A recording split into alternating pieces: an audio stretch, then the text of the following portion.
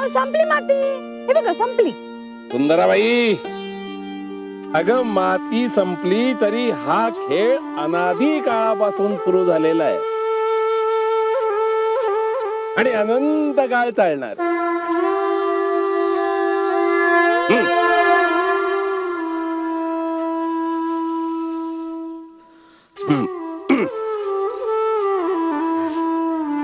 माती संपली, माती संपली म्हणून खेळ थांबणार नाही.